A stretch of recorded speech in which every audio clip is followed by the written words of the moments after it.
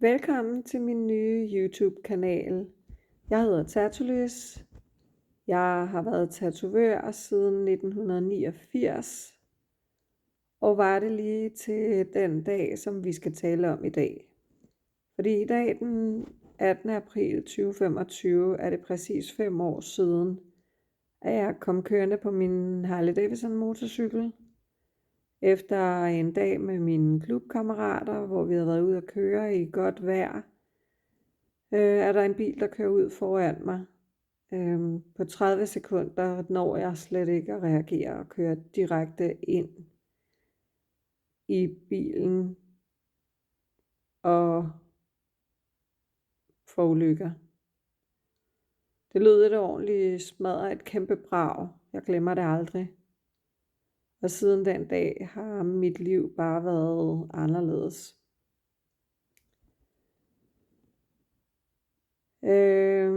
Der sker det, at jeg som sagt kommer kørende, og den her bil, ja, det går så hurtigt, så lige pludselig er han lige ud foran mig, til trods for, at det var ubetinget vigepligt fra hans side, og jeg kommer kørende, kører cirka 60 km i timen, har politiet efterfølgende sagt.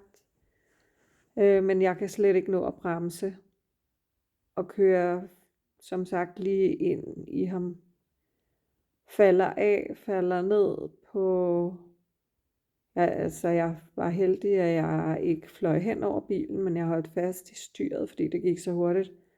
Falder ned på venstre side, og min første tanke, der ligger der, er, at jeg skal prøve at skubbe mig sådan ind til midterrabatten i det der T-kryds, som det var, for ikke at blive ramt af nogle biler, der kommer bagfra.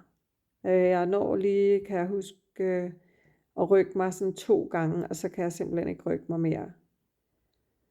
Der var en masse kaos, og en masse mennesker, og en masse hurlumhej, og sirener, og politi, og ja, faktisk en masse kaos, hvor jeg rystede over det hele, og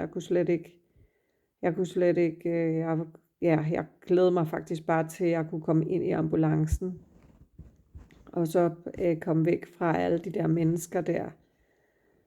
Super taknemmelig for, at det gik rimelig hurtigt, at der kom, for jeg ved bagefter, 2 politivogne og lægeambulancer og så helikopteren. Og jeg bliver så taget på Rigshospitalet i helikopteren, fordi jeg kommer på sådan spineboard og får sådan astmekrav på, for det var meget voldsomt. Min forgaffel på min motorcykel knækkede. Der skal ret meget til, for at de gaffelben de knækker. Bilen hører jeg bagefter, hans bagaksel knækkede, og hans baghjul faldt af. Så det siger lidt om, hvor meget kraft der har været på, til trods for at jeg kørte de der 60. Og jeg tror, man måtte køre 70. Men skaden var sket, så jeg kom så med helikopteren ind på Rigshospitalet og landet op på taget. Nu er det jo Rigshospitalet havde på det tidspunkt været min egen arbejdsplads i 17 år, hvor jeg har arbejdet som medicinsk tatovør, så jeg var godt bekendt med huset. Og det var faktisk dejligt at komme op i den der helikopter, hvor jeg bare lå og kiggede ud af vinduet og så op i skyerne og tænkte bare, at jeg havde smadret min fine motorcykel. Jeg var virkelig, virkelig ked af det. Ham, der sad og overvågede mig ved siden af, han spurgte, om jeg ville have sådan nogle høretelefoner på. Eller sådan nogle, ja, så man kan tale sammen, og det havde jeg, fordi jeg havde slået kæmpe hul i panden, så jeg havde slet ikke lyst til at få sådan nogle klemt ned over. Og så siger han, så kan vi ikke tale sammen.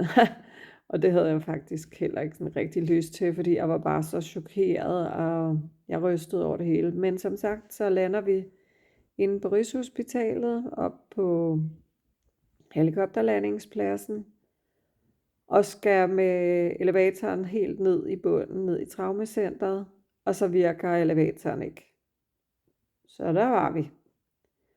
Så en af de der det er jo fantastisk, at man som menneske i sådan en alvorlig situation kan se noget sjovt i nogle ting, men da de sagde til ham der i elevatorvagten, eller hvad det er, om vi skal bare ned i kælderen, så begyndte jeg bare at grine i mit chok, fordi det var sådan ligesom, det lød bare som om, man skulle dernede, hvor alle containerne er, og alle, der har man nogle kølerum, hvor man kører afdøde patienter hen, og så videre, så det var sådan lidt morbidt, men jeg var faktisk ret så lykkelig for, at jeg egentlig bare havde overlevet, og jeg tænkte egentlig også, der lå ude på den der landevej, det var sgu egentlig ikke så slemt, fordi jeg hørte bare det der ordentligt knald, og så røg jeg af, og så tror jeg bare, at adrenalinen har pumpet, så jeg egentlig ikke sådan rigtig kunne mærke, at det gjorde ondt. Jeg kan bare huske, at jeg ikke kunne trække vejret. Men vi kom ned med elevatoren, fik de til at virke, og så kom vi ned på traumacenteret, hvor jeg så skulle ind og have noget traumascanning. Og jeg rystede simpelthen så meget, at de skulle selvfølgelig også lave nogle røntgenbilleder og se fra top til tå, alt hvad der var brækket og bla bla bla. Og den her dag, den 18. april 2020, var faktisk lige om lørdagen, og det var corona. Om mandagen var det faktisk første dag, vi måtte starte op med at arbejde igen. Og det havde jeg sådan set frem til. Det havde mine hospitaler også, og det havde mine klienter, mine patienter, alle havde set frem til det. Så sådan skulle det gå. Efter traumascanning og røntgenbilleder og så videre, blev jeg så kørt op på, jeg var dernede nogle timer, hvor min datter undtagelsesvist måtte komme ind og være hos mig, og det var rigtig dejligt, fordi det var, for familien var det et kæmpe chok, så hun fik undtagelsesvis lov til at være der i et stykke tid. Og så blev jeg så kørt op på afdelingen, hvor jeg lå med den her astmakrav på i nogle dage, og jeg kunne slet ikke bevæge mig. Fordi det viser sig så, at jeg har jo, hvis vi starter sådan oppefra, så havde jeg fået et kæmpe hul i hovedet. Jeg tror, jeg har knaldet panden ned i sidespejlet. Jeg har brækket nakken. Jeg har brækket venstre kravben, fordi jeg faldt ned på venstre side. Jeg har brækket højre håndled. Jeg har fået brud på ryggen, ned ved lænden. Alvorlige muskelskader i lysken, bækkenet, altså senere der er kommet sket nogle skader der, og så var der hudafskrabninger og knæ og ankler og ting. Men jeg kom op på den her stue, og der lå jeg så i nogle dage, og så gik de så ind og opererede mig i nakken, hvor jeg fik taget nogle ting ud og sat nogle kalkpropper ind, og fik det hele skruet sammen. Og det blev egentlig, det var egentlig ikke så, jeg havde ellers sagt nej til det, men det var faktisk ikke så slemt, fordi grunden til at jeg sagde nej, var fordi, at de sagde, eller jeg havde forestillet mig, at man skulle ligge på maven, og det med alt det, fordi ligesom adrenalinsuset var overstået, så der kunne jeg ligesom slet ikke, altså der havde jeg virkelig ondt, så jeg fik sådan en sprøjte, som jeg selv kunne trykke på med tommelfingeren, så man får faktisk det der bedøvelsesmiddel fentanyl, som også er det, man bliver bedøvet med, når man bliver lagt i fuld narkose, så jeg kunne selv trykke på den, men jeg kunne slet ikke overskue og skulle ligge på maven, men de sagde så, at det skulle man ikke, fordi man blev simpelthen opereret fra halsen forfra og så ind, og så fik man så gjort den der operation. Så dagen efter operationen, der skulle jeg bare op og gå. Så de fik taget de der dræn ud og sygeplejerskerne kom og hjalp mig, og så skulle jeg bare op og gå rundt, fordi jeg skulle bare bevæge mig. Jeg takker, at jeg har jo altid været sådan en meget fysisk stærk person.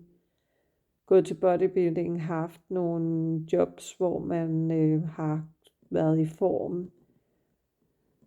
Og det tror jeg har gjort, at jeg ikke havde større skader, end det jeg trods alt havde. Men jeg var faktisk bare glad for at være i live.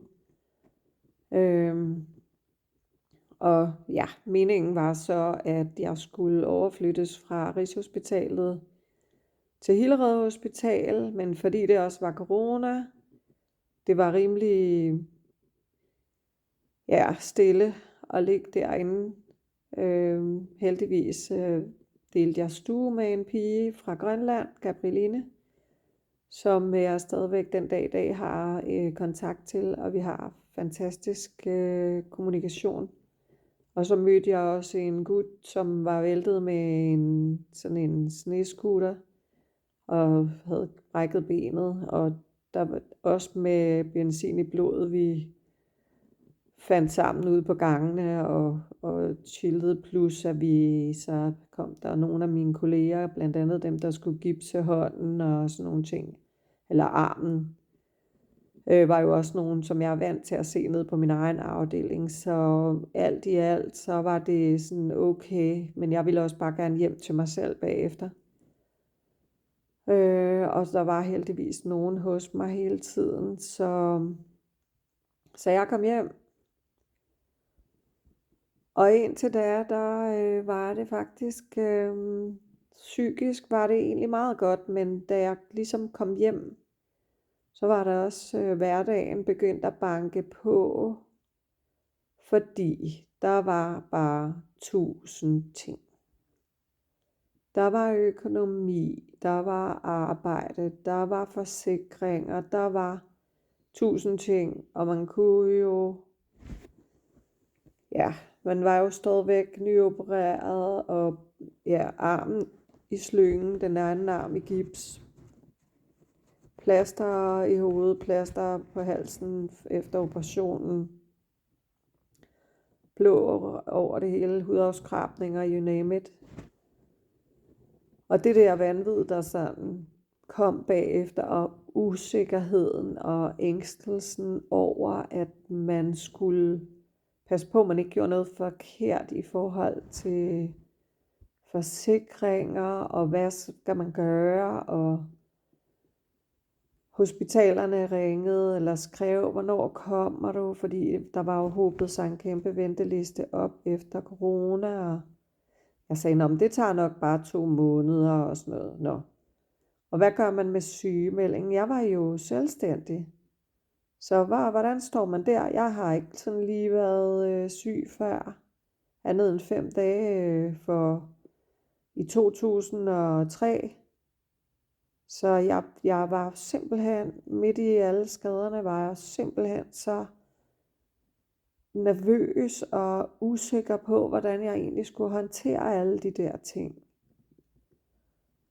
Og det var et umenneskeligt pres, hvor jeg ville se det retroperspektivt, ville have ønsket, at jeg havde haft tid til at hele, men der skulle, desværre kom jeg så 25 dage for sent til at melde mig syg hos kommunen. Det kostede en masse penge. Men der kom styr på det med hensyn til sygedagpenge for selvstændige. Forsikringen omkring alt, hvad der var ødelagt tøj og ting, gik forholdsvis okay. Det var hårdt at skulle registrere alle de ting. Motorcyklen var heldigvis godt hjulpet af min Harley-forsikring. Kom den op på værkstedet, og det skulle jeg heller ikke tænke mere over. Den var i gode hænder. Det er jo ens største rædsel af ens motorcykel, der sker noget. Men det pres, det gjorde simpelthen, at jeg kunne ikke finde ud af, hvad der var op og ned. Og jeg var hele tiden bare nervøs for at gøre et eller andet forkert, eller overse et eller andet.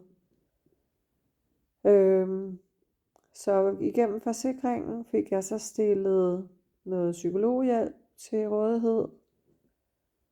Og fysioterapi gik jeg til 2 gange om ugen, og psykologen, der gik cirka 2 måneder, hvor hun, det var rigtig rart at have en at tale med de her ting her, men efter 2 måneder, hvor det hele det rumsterede op i hovedet og sådan noget, så sagde hun, at jamen, du udviser tydelige tegn på PTSD. Og jeg havde det jo sådan, altså hospitalerne havde spurgt, hvornår kommer du tilbage, og jeg tænkte, det skal bare lige hele det der brud, og jeg skal lige tjekkes og sådan noget, og så skal jeg tilbage på arbejde igen. Men jeg kunne bare se, hver gang jeg havde en aftale, hvis det var kommunen eller fysioterapien, jeg fik det så dårligt, samtidig med, at jeg heller ikke kunne sove om natten. Jeg havde mareridt konstant, sov måske 2 timer eller et eller andet, plus at jeg havde meget store smerter, fordi mit bækken var skævt, alle skaderne, det hele, det var, jeg har fået revet nogle sener over i fingrene i højre hånd, også brækket håndledet, men så der skulle også nogle operationer til noget af det, og noget kunne man ikke operere, og noget ville man ikke operere, og det var kæmpe kaos tid.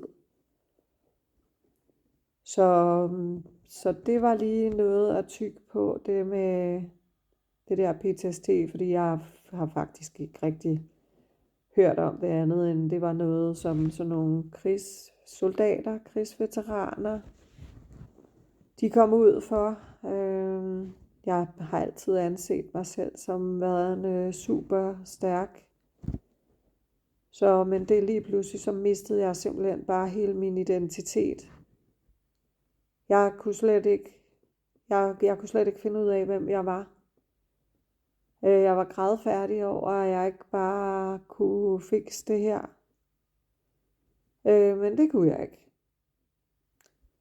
Så efter flere operationer og flere genoptræninger og flere lægesamtaler og meget medicin, kom jeg ned på psykiatrisk afdeling nede i Hillerød,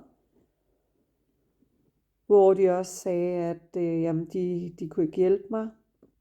Og jeg fik taget nogle 3 tests, hvor jeg lå på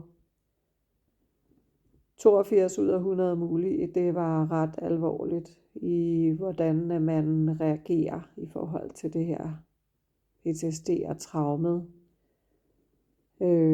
Og de sagde, at de ville simpelthen ikke sætte mig i behandling, fordi det var jeg slet ikke, det ville slet ikke komme, det ville være alt for hårdt for mig.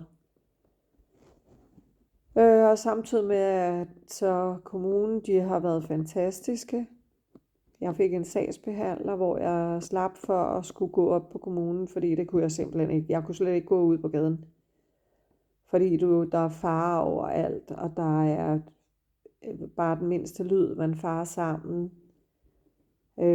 Jeg var simpelthen, hvis der var et eller andet, der bremsede op ude på vejen. Jeg boede jo lige ved sådan et meget stort trafikeret kryds, og der var tit nogle ting, der var bremsninger og sådan noget, og det var kæmpe chok. Og det er det faktisk stadigvæk. Så de har været meget large kommunen med, at jeg kunne tage de samtaler hver måned med sagsbehandleren, og kom så endelig til møde på rehabiliteringsteamet efter lang tid, og hvor psykologen kunne heller ikke rigtig hjælpe mig. Vi kom heller ikke rigtig længere, men hun hjalp mig et langt stykke af vejen. Og rehabiliteringscenteret eller teamet sagde, du er simpelthen for dårlig til, at vi kan sende dig i arbejdsprøvning. Så vi vil anbefale, at du går hjem og søger en pension.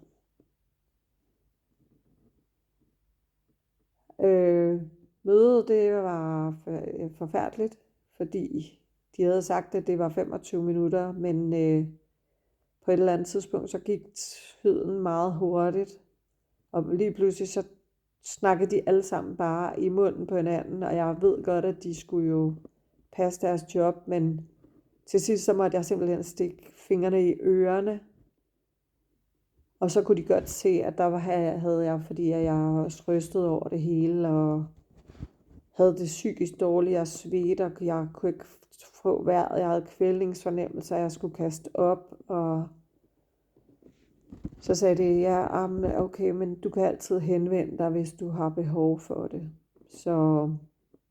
Så det var min afklaring. Og på det tidspunkt er der så gået ret lang tid faktisk. Så jeg gik hjem, og det tog nogle dage for at sætte sig ned og lave en ansøgning om en pension, men de havde sagt, når du har sendt den ind, så går der 6 måneder, og så får du den. Så der har jeg været ret så privilegeret i forhold til, hvad man hører, at folk har været rigtig lang tid om det, og har skulle gå nogle forfærdelige ting igennem, som egentlig nok har gjort deres til PTSD og deres personlige psykiske forhold værre. Det blev jeg skånet for, men mit lys blev slukket den dag på den landevej, og helt slukket på det møde, hvor de sagde, at du kan glemme om at komme til arbejde igen. Fordi min karriere har været rigtig lang og spændende, og jeg var nok kommet dertil i min karriere, hvor jeg skulle sådan ligesom til at høste noget af alle de frø, jeg havde sået igennem mange år, fordi vi jo har haft et kæmpe arbejde med nogle nye lovgivninger inden for tatovørbranchen. Jeg stiftede Uafhængige Tatovører i Danmark, som stadigvæk er her på 13. år, og med over 1000 medlemmer. Det har været mit liv i så mange år, og mit liv og min karriere, det mistede jeg derude på den landevej, hvor alle bikers skræk, tror jeg, skete, at der er en bilist, der bare kører ud foran dig, og du simpelthen ikke når at bremse.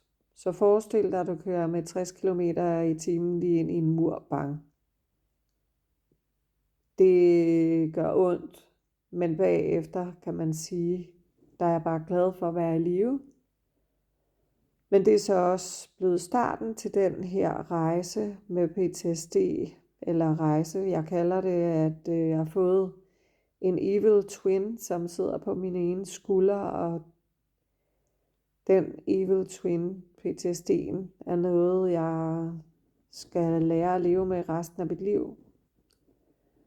Så fordi jeg har fået så meget fra min karriere og min familie og mine venner, så tænker jeg, hvis der skal komme noget godt ud af den her forfærdelige ulykke, så må det være at være nået her til 5 år efter og prøve at give noget tilbage i form af en fortælling omkring, hvad det egentlig er med PTSD, og hvad jeg sådan har kunne manøvrere mig igennem for at have et nogenlunde tåleligt liv, kan man sige, fordi jeg har både arme og ben. Men det er hårdt, og det vil jeg prøve med den her nye kanal at belyse. Og jeg håber, at I vil finde det interessant, og måske kender I nogen i jeres omgangskreds, som også har været ude for et traume, som har givet PTSD, eller I kender måske nogen, der er pårørende til en med PTSD, så er det en rigtig god idé at lytte med her, fordi jeg håber, at vi kan komme lidt mere rundt om det. Rent personligt vil jeg takke min ven Tommy Rock, fordi han er veteran og var Blue Berets. Og han har haft forståelse fra dag 1, og han har hjulpet mig helt vildt meget. Og har den forståelse, som han har haft for mig, og den kærlighed, og når vi har været nogle steder, bare det, at jeg ved, at han er i nærheden. Det har været rigtig rart. Så tak til dig, Tommy. Og selvfølgelig også lige tak til min familie, som har været en kæmpe støtte, og alle mine kammerater, venner, alle bikerne. Og jeg håber, I har lyst til at støtte op om det her, og jeg håber, I vil holde igen med de mere negative eller måske kritiske kommentarer, i hvert fald lige i starten, fordi det er ret grænseoverskridende at lave denne her fortælling online. Og jeg har talt med nogle mennesker, som sidder i samme situation som mig, hvor det måske ikke lige har været et trafikuheld, men som lige nu går og overvejer også, om de har mod nok og styrke nok og ro nok på til at være en del af de her udsendelser, vi kommer til at lave. Så jeg vil sige tusind tak, fordi I lyttede med, og vi tales ved næste uge. Og I skal være velkomne til at skrive kommentarer til det her, dele og like. Men som sagt, bær over med mig. Det er meget grænseoverskridende og hårdt at skulle sætte i gang, men jeg tror på det, ligesom jeg har troet på alle andre projekter, jeg har sat i søen. Det er gået meget godt, så må ikke også, at det her kommer til det. Så indtil da, have en fantastisk uge, til vi høres ved igen.